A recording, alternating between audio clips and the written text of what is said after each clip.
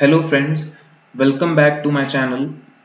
Now straightforward discuss करते हैं हम सिलेबस ऑफ द एग्जामिनेशन। ठीक है, तो यूपीएससी सिविल सर्विसेज का जो एग्जाम का सिलेबस है, अगेन तीनों ही स्टेजेस का सिलेबस हम डिस्कस करेंगे। ठीक है, सबसे पहले हम देखेंगे प्रीलिम्स का सिलेबस क्या है, फिर मेंस का क्या है और फिर पर्सनालिटी टेस्ट का क्या है। तो ये सारे सिलेबस हम देखेंगे एक एक करके। बढ़ते हैं, यहाँ पे देखो, ये पूरा मैंने यूपीएससी की नोटिफिकेशन से लिया है। नोट क्या लिखा है, candidates are advise to go through the syllabus published in this section for the preliminary examination and the mains examination as periodic revision of syllabus has been done in several subjects। ठीक है, तो subjects में revisions होते रहते हैं, syllabus के updations होती रहती हैं, तो उसको भी ध्यान देना है। बढ़ते हैं आगे, तो सबसे पहले आते हैं प्रीलिमिनरी एग्जामिनेशन पार्ट ए। तो जो आपका पेपर 1 होता है 200 मार्क्स का, जो कि जीएस पेपर है, उसमें क्या क्या आता है। पहला पॉइंट क्या लिखा हुआ है, current events of national and international importance, ये बहुत इंपॉर्टेंट है। Second, history of India and Indian national movement. गौर की बात यह है कि यहाँ पे वर्ल्ड हिस्ट्री नहीं पूछी जाती है, तो कुछ लोग प्रीलिम्स में वर्ल्ड हिस्ट्री भी पढ़ने लगते हैं, that is not at all advisable, not at all important. ठीक है, थर्ड पॉइंट की बात करें हम, तो यहाँ पे है इंडियन एंड वर्ल्ड ज्योग्राफी, जिसमें फिजिकल, सोशल, इकोनॉमिकल ज्योग्राफी ये सब पूछी जाएगी, इंडिया की भी और वर्ल्ड की भी। फोर्थ पॉइंट है इंडियन पॉलिटी एंड गवर्नेंस, जिसमें क्या क्या आएगा, constitution of India, political system कैसा है, पंचायती राज के बारे में पूछा जाएगा, पब्लिक पॉलिसी, गवर्नमेंट स्कीम्स इसमें आ जाती हैं, राइट्स, इश्यूज एक्सेट्रा। अब ये एक्सेट्रा बहुत खतरनाक है, इसमें कुछ भी आ सकता है, लेकिन हाँ, आपको मेन लाइंस बता दी हैं यूपीएससी ने कि इन्हीं लाइंस पे क्वेश्चंस होंगे। नेक्स्ट पॉइंट है इकोनॉमिक एंड सोशल डेवलपमेंट। इसमें क्या क्या आ रहा है, sustainable development, poverty, inclusion, demographics, social sector initiatives etcetera. तो इसमें भी जनरली गवर्नमेंट स्कीम्स आ जाती हैं।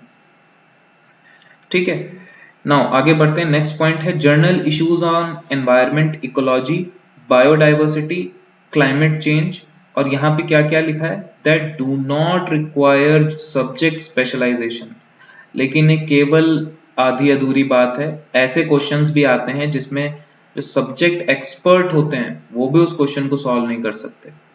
तो ये बात जरूर है कि क्वेश्चंस में डेप्थ आती है, तो हमें उसके हिसाब से तैयारी करनी है। बट हाँ, हमें फोकस एरियाज बता दिए गए हैं, ecology, biodiversity and climate change. तो ये था हमारा पेपर 1। उसके अलावा एक पॉइंट और है, जनरल साइंस, जिसमें जनरली आ जाता है physics, chemistry and bio. Mainly इसमें बायो आ जाता है, और ये लेवल होता है क्लास 10th का। ठीक है, क्लास 10th तक का लेवल होता है। कुछ चैप्टर्स 12th में भी हैं जो कि हम बुक लिस्ट में डिस्कस करेंगे, बट मेनली जनरल साइंस में ये सारी चीजें आ जाती हैं। करंट अफेयर्स में भी काफी इंपॉर्टेंट है, जो करंट्स में चीजें चलती हैं। आगे बढ़ते हैं, पेपर 2 जो कि सीसैट के नाम से पॉपुलर है। इसमें देखते हैं, इसमें आता है कॉम्प्रिहेंशन, जो कि इंग्लिश में होगा। ठीक है, देन हिंदी में भी होता है, बट हिंदी ट्रांसलेशन बहुत ही है ना, टफ समझ में आती है। तो कॉम्प्रिहेंशन है बोथ हिंदी एंड इंग्लिश। फिर है interpersonal skills including communication skill. फिर आते हैं logical reasoning and analytical ability, जो कि मेरा बहुत मजबूत है, तो इसमें मैं आपको जरूर गाइड करूंगा।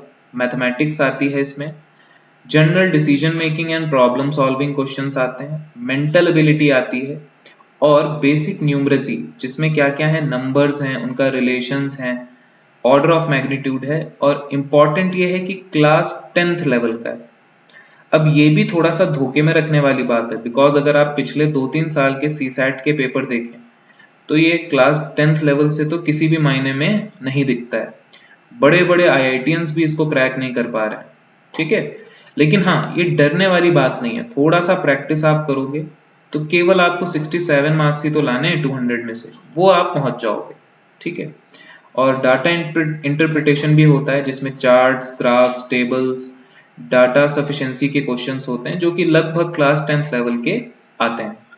अब इसमें नोट करने वाली क्या बात है कि जो पेपर 2 है जो सिविल सर्विसेज का, जिसको सीसैट बोलते हैं, प्रीलिमिनरी एग्जामिनेशन का, केवल क्वालिफाइंग पेपर है और जिसमें मिनिमम 33%, जो कि मैं ऑलरेडी डिस्कस कर चुका हूं, 67 मार्क्स लाने हैं आउट ऑफ 200। बढ़ते हैं आगे। सारे पेपर 1 एंड 2 ये एमसीक्यू टाइप के होंगे, ऑब्जेक्टिव टाइप के होंगे, ठीक है। और नोट 3 क्या दिया हुआ है कि हमें बहुत मैंडेटरी है कि हमें दोनों पेपर्स ही अपीयर करने हैं प्रीलिम्स के, ठीक है, ताकि हमारे पेपर्स इवेलुएट हों। अगर आप इनमें से कोई भी एक पेपर मिस करते हो, मान लो आपने सीसैट नहीं दिया और आपने जीएस पेपर दिया, जीएस में आप क्वालिफाई भी कर रहे हो तो मायने नहीं रखता है। आपने सीसैट का पेपर नहीं दिया है तो आप डिसक्वालिफाइड माने जाओगे, ठीक है। अब बढ़ते हैं मेंस एग्जामिनेशन पे। सो मेन एग्जामिनेशन में क्या क्या लिखा हुआ है? The main examination is intended to assess the overall intellectual traits and the depth of understanding of candidates rather than merely the range of their information and memory। बहुत important line है ये। आपका इंटेलेक्चुअल ट्रेड चेक किया जाएगा। आपने पूरे paper में information भरी है, जो आप रट के आए हो वो लिख रहे हो, वो उतना मायने नहीं रखता है, ठीक है। ये भी मायने रखता है लेकिन इंटेलेक्चुअल बेसिस और डेप्थ ऑफ अंडरस्टैंडिंग ये ज्यादा मायने रखता है। उसके बाद ये जनरली कोई रीड नहीं करता है, लेकिन मैंने जानबूझ के इसको अपने प्रेजेंटेशन में रखा है ताकि हमें भी पता लगे कि यूपीएससी चाहता क्या है आखिर, ठीक है। तो the nature and standard of questions of the general studies paper, जो कि जीएस 1 से लेकर जीएस 4 तक है, पेपर 2 से लेकर पेपर 5 तक, will be such that the well educated person will be able to answer them without any specialized study। यानी हमें जर्नलिस्टिक आंसर लिखने हैं, कोई स्पेसिफिकली आंसर नहीं लिखने। The question will be such as to test the candidates general awareness of various subjects which have the relevance for a career in civil services। The questions are likely to test the candidates basic understanding of all the relevant issues, ability to analyze, ये बहुत जरूरी बात है, and take a view on conflicting social economic, यानी आपका views भी पूछा जाएगा। कभी कभी क्वेश्चंस में आते हैं डायरेक्टिंग वर्ड्स जैसे कमेंट, क्रिटिकली एनालाइज, तो वहां पे आपका व्यूज देखा जाएगा। तो conflicting issues of socio economic goals, objectives and demands. तो इसका मतलब क्या है कि हमें अपने व्यूज भी बैलेंस्ड वे में रखने। Candidate must give relevant, meaningful and सक्सेंट answers. तो हमें जो पूछा गया है केवल उसी के रिलेटेड, उसी से रेलेवेंट इंफॉर्मेशन, अपने व्यूज देने हैं, ठीक है। तो ये ये यूपीएससी हमसे एक्सपेक्ट करता है। बढ़ते हैं आगे, नेक्स्ट पॉइंट में बढ़ते हैं। नेक्स्ट पॉइंट है the scope of optional paper.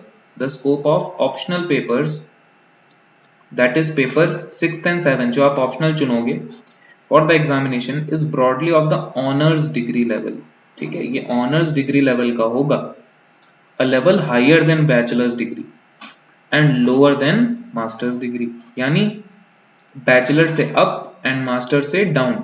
लेकिन अगर हम इंजीनियरिंग, मेडिकल साइंस और लॉ की बात करें, इन 3 सब्जेक्ट्स की बात करें, तो जो लेवल होगा ये केवल और केवल बैचलर्स डिग्री का होगा। तो ये काफी इंपॉर्टेंट बात है, क्योंकि मेरा सब्जेक्ट इंजीनियरिंग है, उसमें भी अगर मैं ब्रांच की बात करूं तो मैकेनिकल इंजीनियरिंग है। दैट इज वाई हमें केवल और केवल इंजीनियरिंग, जो कि हमारी बीटेक लेवल है, अंडर ग्रेजुएट लेवल है या ग्रेजुएट लेवल है, केवल उस लेवल का तैयार करना है, एमटेक पे हमें नहीं जाना, ठीक है।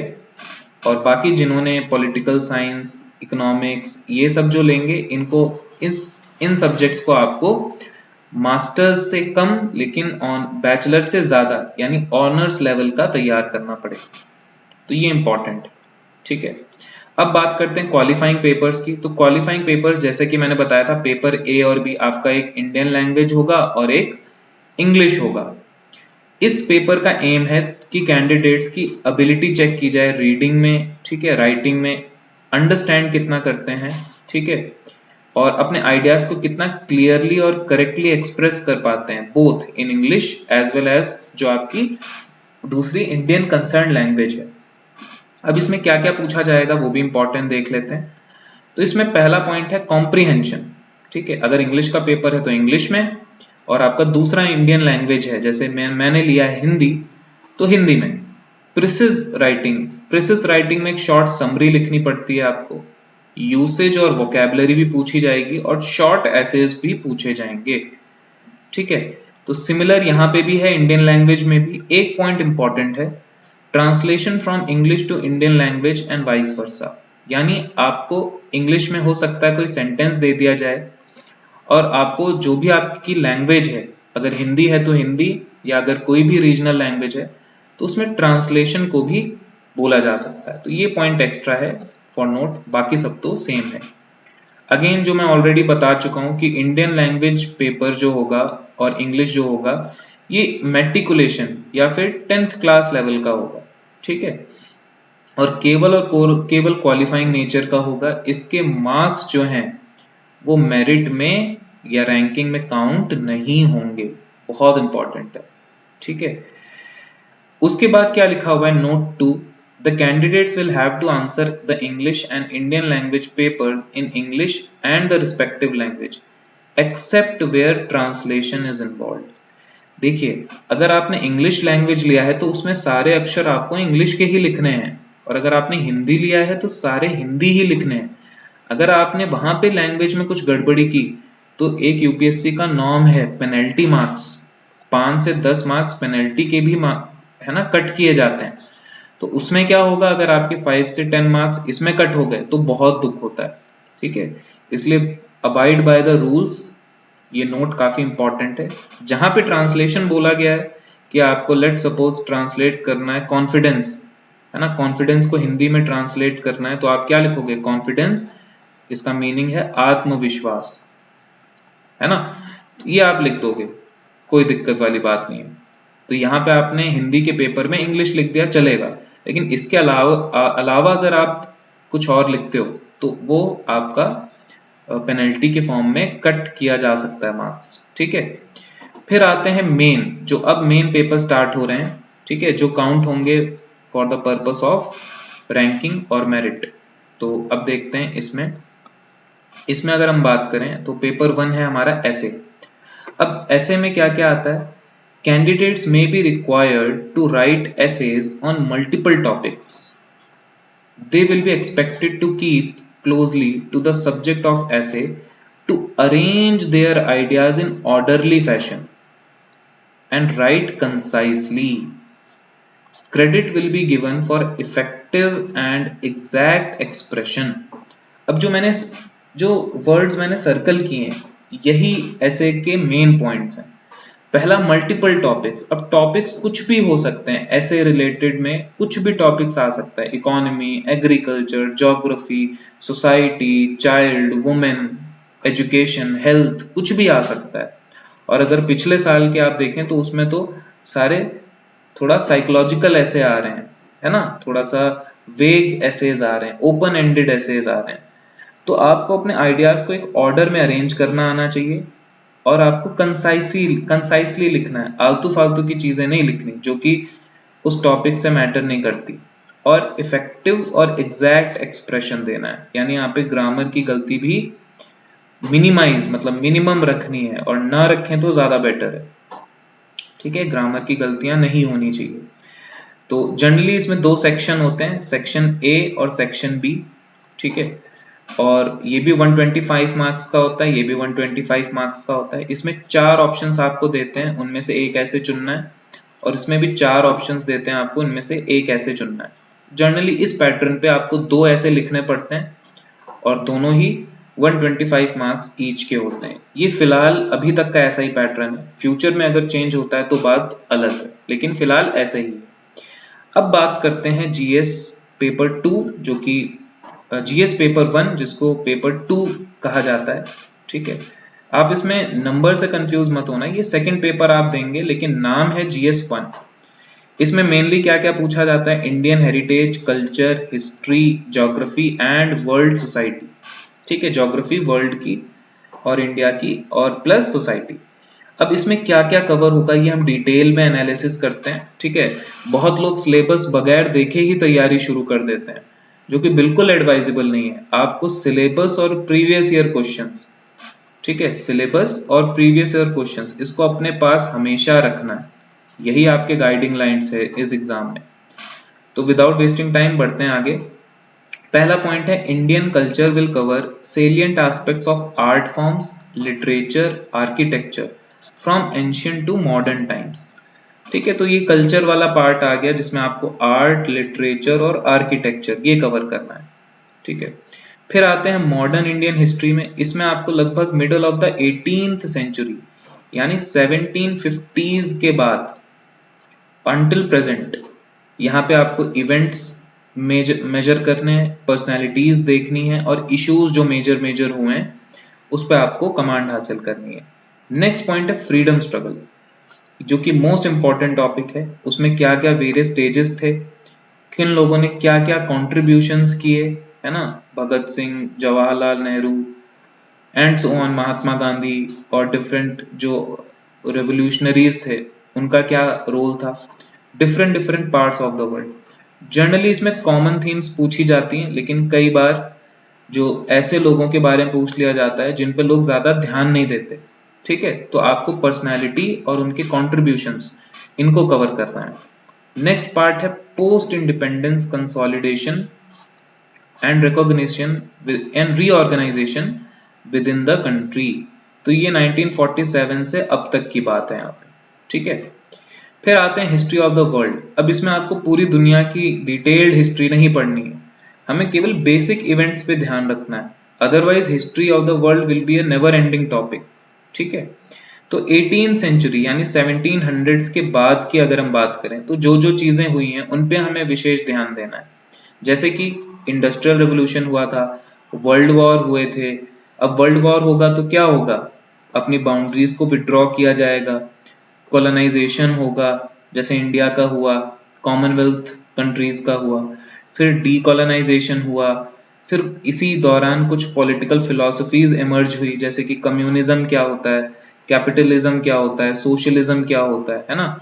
इनके डिफरेंट डिफरेंट तरीके क्या हैं सोसाइटी में, ये भी बहुत इंपॉर्टेंट है, और सोसाइटी पे इनका असर क्या पड़ा, है ना। जैसे अगर हम बात करें सेक्युलरिज्म की, तो फ्रांस में भी सेक्युलरिज्म है लेकिन इंडिया में भी सेक्युलरिज्म है, लेकिन दोनों ही डिफरेंट टाइप के सेक्युलरिज्म है ना। तो इसके बारे में हमें डिफरेंट फॉर्म्स और उनका इफेक्ट क्या पड़ता है सोसाइटी में वो हमें देखना पड़ेगा। आगे बढ़ते हैं। अगर हम आगे बात करें तो फिर आता है salient features of Indian society.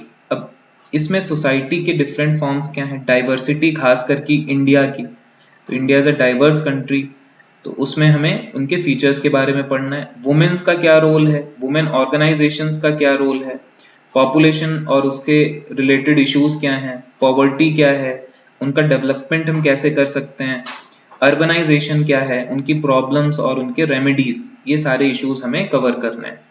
Next point है effect of globalisation on Indian society. बहुत डायमेंशनल इफेक्ट्स हैं ग्लोबलाइजेशन के, ये भी हमें देखते हुए चलना है। Social empowerment, communalism, regionalism, secularism, ये सारे मेजर जो फिलोसफीज हैं इन पे भी हमें बेसिक अंडरस्टैंडिंग लेनी है। Salient features of world's physical geography, तो यहाँ पे ज्योग्राफी वाला पोर्शन शुरू हो रहा है, ठीक है। तो यहाँ पे हमें वर्ल्ड के बेसिक फिजिकल फीचर्स के बारे में पता होना चाहिए।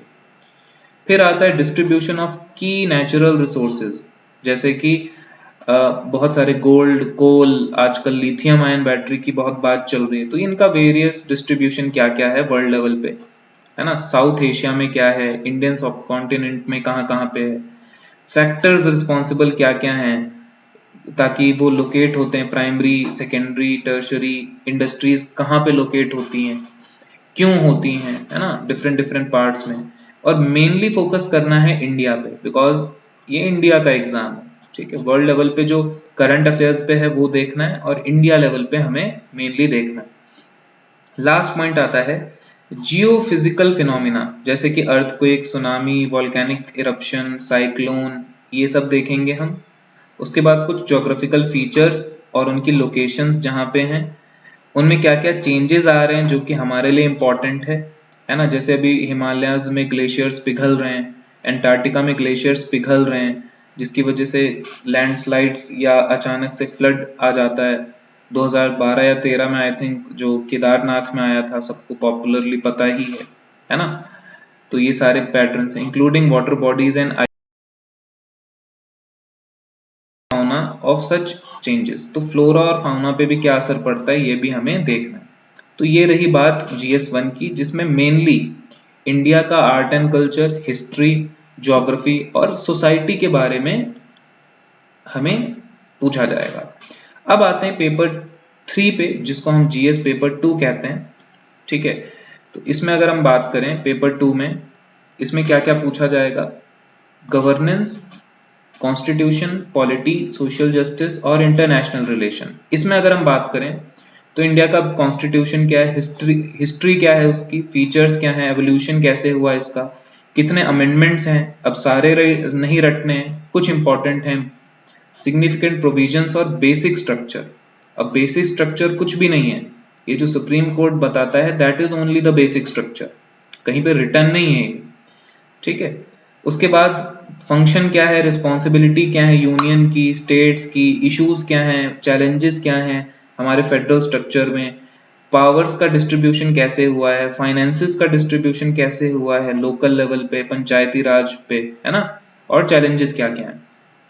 थर्ड पॉइंट आता है पावर्स का सेपरेशन कैसे है, और अगर सेपरेशन है तो डिस्प्यूट्स अगर होते हैं तो उसको कैसे हम सॉल्व करते हैं, उसका मैकेनिज्म क्या है, और कौन कौन से इंस्टीट्यूशंस हैं जो डिस्प्यूट्स को है ना खत्म कराने में हेल्प करते हैं। फिर कंपैरिजन करना है इंडिया के कॉन्स्टिट्यूशन का अदर कॉन्स्टिट्यूशन से। उसके बाद पार्लियामेंट क्या है, स्टेट लेजिस्लेचर क्या है, इनका स्ट्रक्चर, फंक्शनिंग, है ना, ये अपना काम कैसे करते हैं, पावर्स क्या क्या हैं इनकी, प्रिविलेजेस क्या हैं, और इससे इश्यूज क्या क्या अराइज होते हैं, ये सारी चीजें हम देखेंगे। नेक्स्ट आता है structure and organisation, function of executives, executives यानी कि ब्यूरोक्रेट्स जिसमें हम जाएंगे, judiciary, ministers and departments of government, pressure groups, formal and informal association and their role in polity. तो ये सारी चीजें जो हम जर्नल लाइफ में देखते हैं, इसके लिए हमें मेनली थोड़ा सा डिटेल स्टैटिक पोर्शन कवर करना पड़ेगा, और उसके बाद हम करंट अफेयर्स से इन चीजों को ज्यादा क्लियरली पढ़ पाएंगे, समझ पाएंगे। नेक्स्ट आता है features of people's representation of people's act, ये भी इंपॉर्टेंट है काफी। Appointment of various constitutional powers, posts, powers, functions, responsibilities of various constitutional bodies. ठीक है, जिसमें CAG आ जाता है, UPSC भी कॉन्स्टिट्यूशनल बॉडी है, तो ये सारी चीजें आ जाती हैं।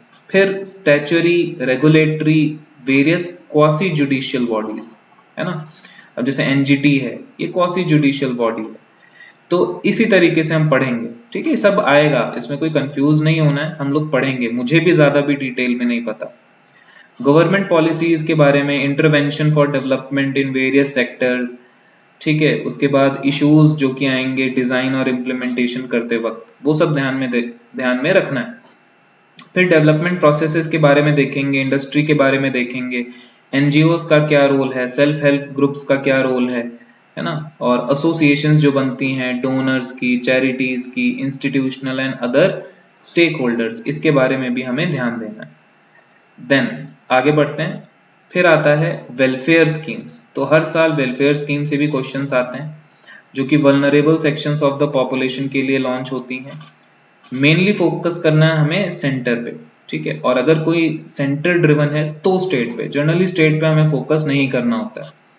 And the performance of the schemes कैसे, अब जैसे उज्ज्वला योजना है तो 2.2 में क्या चीजें हैं, मैकेनिज्म क्या है, उसके लॉज क्या हैं, कौन सी इंस्टीट्यूशन बॉडी उसको है ना लागू कर रही है, कौन बेनिफिशियरीज हैं, है ना, उनका प्रोटेक्शन कैसे होगा, बेटरमेंट कैसे होगा वल्नरेबल सेक्शंस का, ये सब हम इसमें पढ़ेंगे। नेक्स्ट पॉइंट है issues relating to development and management of social sectors and relating to health. तो यहाँ पे हेल्थ का आ गया, एजुकेशन का आ गया, ह्यूमन रिसोर्सेज आ गए, इन सब का मैनेजमेंट और डेवलपमेंट कैसे करना है। ये मेनली सारे टॉपिक्स जो हैं ये करंट अफेयर्स बेस्ड हैं। ठीक है, इनमें ज्यादा स्टैटिक में नहीं घुसना है। Issues relating to poverty and hunger, ये भी बहुत बड़े इश्यूज हैं, इन पे भी ध्यान देना है। नेक्स्ट आ जाता है important aspects of governance, transparency, accountability, e governance, application, उनके मॉडल्स कैसे बनाए जाएंगे, सक्सेसेस क्या क्या हैं, लिमिटेशंस क्या क्या हैं, पोटेंशियल क्या क्या है ना। उसके बाद सिटीजन चार्टर कैसे होता है, सिंगल विंडो सिस्टम यहाँ पे आता है, ट्रांसपेरेंसी कैसे हम प्रोवाइड कर पाएंगे, अकाउंटेबिलिटी एंड इंस्टीट्यूशनल मेजर्स। तो जनरली ये पॉइंट हमारे सिविल सर्वेंट के लिए एक बहुत ही इंपॉर्टेंट पॉइंट्स हैं, क्योंकि हम ही लोग ये सब लागू करेंगे। फिर role of civil services in democracy, बहुत इंपॉर्टेंट रोल है। इंडिया का उसके नेबरहुड के साथ रिलेशन क्या है, तो यहाँ पे इंटरनेशनल रिलेशन टॉपिक्स आ जाते हैं। फिर बाइलेटरल क्या है, रीजनल क्या है, ग्लोबल ग्रुपिंग्स में G7 क्या है, G20 क्या है ना। उसके बाद ब्रिक्स क्या है, उसके बाद एशियान क्या है, आजकल क्वाड बहुत न्यूज में चल रहा है। तो ये सब के बारे में हमें बेसिक डिटेल्स पता होनी चाहिए। एग्रीमेंट हमने क्या क्या किस कंट्री से क्या क्या एग्रीमेंट्स किए हैं, हमारे कुछ है ना अचीवमेंट्स क्या हैं इनमें, वो सब। फिर effect of policies and politics of developed and developing countries on India's interest and Indian diaspora. Indian diaspora काफी इंपॉर्टेंट टॉपिक है, न्यूज में रहता है, ठीक है। तो ये भी काफी इंपॉर्टेंट चीजें हैं।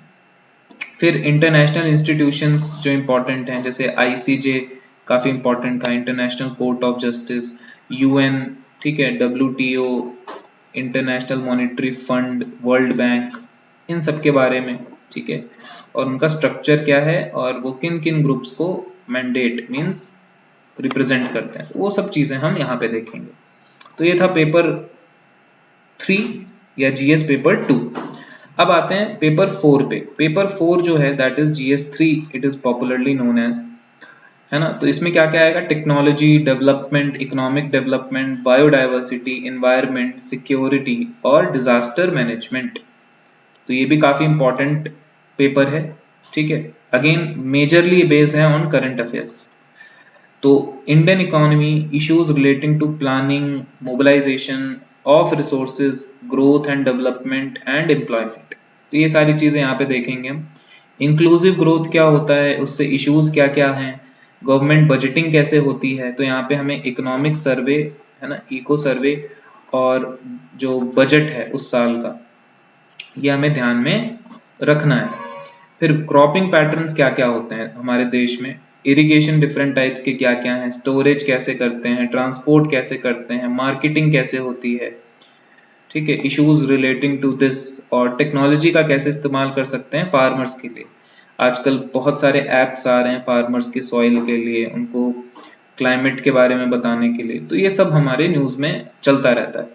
Issues relating to direct and indirect subsidies, subsidy बहुत चल रही है ना, MSP जो दिया जाता है, डिस्ट्रीब्यूशन सिस्टम में जो गरीबों को बांटा जाता है, उनके ऑब्जेक्टिव्स क्या हैं, फंक्शन कैसे करता है, लिमिटेशंस क्या हैं, उनको हम नया कैसे बना सकते हैं, इंप्रूवमेंट कैसे ला सकते हैं, बफर स्टॉक में क्या इश्यूज आते हैं, कोल्ड स्टोरेज के इश्यूज आ रहे हैं, फूड सिक्योरिटी हम कैसे, है ना, सुनिश्चित कर सकते हैं, ये सारी चीजें इसमें देखी जाती हैं। उसके बाद technology missions, economics of animal rearing, ये भी टॉपिक है। आगे बढ़ते हैं, फूड प्रोसेसिंग का क्या रोल है, उससे रिलेटेड इंडस्ट्रीज कौन कौन सी इमर्ज हो रही है, उनका स्कोप क्या है, सिग्निफिकेंस क्या है, किन जगहों पर लोकेट है mainly, upstream and downstream requirements क्या हैं, और फूड चेन सप्लाई कैसे मैनेज की जाती है, ये सब यहाँ पे आएगा। उसके बाद आता है लैंड रिफॉर्म्स इन इंडिया, ये खास करके पोस्ट इंडिपेंडेंस के बाद का बहुत इंपॉर्टेंट टॉपिक बन जाता है, जिसमें हम लोग LPG रिफॉर्म्स भी पढ़ेंगे, ठीक है। लैंड रिफॉर्म्स तो पहले आता है, उसके बाद फिर 1991 में LPG रिफॉर्म्स आते हैं। इसमें हम पढ़ेंगे effect of liberalisation on economy, changes क्या आते हैं इंडस्ट्रियल पॉलिसी में, है ना। फिर इंडस्ट्रियल ग्रोथ के क्या क्या इफेक्ट्स हैं, आजकल आपने देखना होगा बिजनेस, है ना, ईज ऑफ डूइंग बिजनेस में इंडिया की रैंकिंग काफी अच्छी हो रही है, तो बिजनेस करना कितना आसान हो रहा है, ये सब हम इन टॉपिक्स में पढ़ेंगे। नेक्स्ट आता है हमारा इंफ्रास्ट्रक्चर। अब इंफ्रास्ट्रक्चर में हम क्या क्या बात करेंगे, एनर्जी की, तो आजकल बहुत चल रहा है इथेनॉल से रिलेटेड पेट्रोल के बारे में, इलेक्ट्रिकल व्हीकल्स के बारे में, पोर्ट्स में क्या डेवलपमेंट है, रोड्स, एयरपोर्ट्स, रेलवेज, बहुत सारे नए इंटरनेशनल एयरपोर्ट्स आ रहे हैं हमारे, है ना, और इन्वेस्टमेंट मॉडल क्या है गवर्नमेंट का, ये सारी चीजें हम देखेंगे। नेक्स्ट आता है साइंस एंड टेक्नोलॉजी, तो इसमें जनरली जो रीसेंट डेवलपमेंट्स हैं, उनके एप्लीकेशंस और हमारी डेली लाइफ में उनका क्या यूज है, इन पे फोकस करना है हमें। उसके बाद इंडियंस का साइंस और टेक्नोलॉजी में जो अचीवमेंट है, इंडिजिनाइजेशन जो घरेलू में उत्पादन होता है हमारा टेक्नोलॉजी में डेवलपमेंट, है ना, इसरो वगैरह डीआरडीओ ने कोई मेजरली लॉन्च किया हो, ठीक है, ये सारी चीजें इस पे हम पढ़ते हैं। बार्क ने कोई न्यू टेक्नोलॉजी फाइंड आउट की हो, आईआईटीज जनरली आईआईटीज, है ना, आईआईएससीज, ये सब न्यू इंस्टीट्यूशंस नई नई चीजें लाते रहते हैं। awareness of the fields awareness in the fields of IT, space, computer, robotics, nanotechnology, biotechnology और issues relating to intellectual property rights, ठीक है, जैसे आजकल वुमेन्स को अलाउड हो गया है। तो ये सारी चीजें न्यूज की चीजें हैं, ठीक है, इनमें हमें मेनली करंट अफेयर्स पे फोकस करना है। स्टैटिक्स से हमें बेसिक अंडरस्टैंडिंग लेनी है, लेकिन मेनली करंट अफेयर बेस्ड है ये सारी चीजें। उसके बाद आता है कंजर्वेशन, एनवायरमेंटल पॉल्यूशन, डिग्रेडेशन, उनका इम्पैक्ट क्या है, उसको असेस कैसे करना है, ये सब, डिजास्टर मैनेजमेंट, ठीक है। उसके बाद linkages between national development and spread of extremism, है ना, ये सारी चीजें देखनी है। तो ये एक तरीके से सिक्योरिटी के टॉपिक्स हो गए हमारे। उसके बाद external state and non state actors. Non state actors में आप मेरा इशारा समझ रहे होंगे कौन कौन है ना, एक्सटर्नल बाहरी, आतंकवाद, ये सब। तो इनमें चैलेंजेस क्या हैं हमारी सिक्योरिटी को लेकर, ये इंपॉर्टेंट है। आजकल तो ऑनलाइन जिसको ग्लोबल साइबर सिक्योरिटी, उस पे भी वो भी एक इंटरनल सिक्योरिटी को थ्रेट है।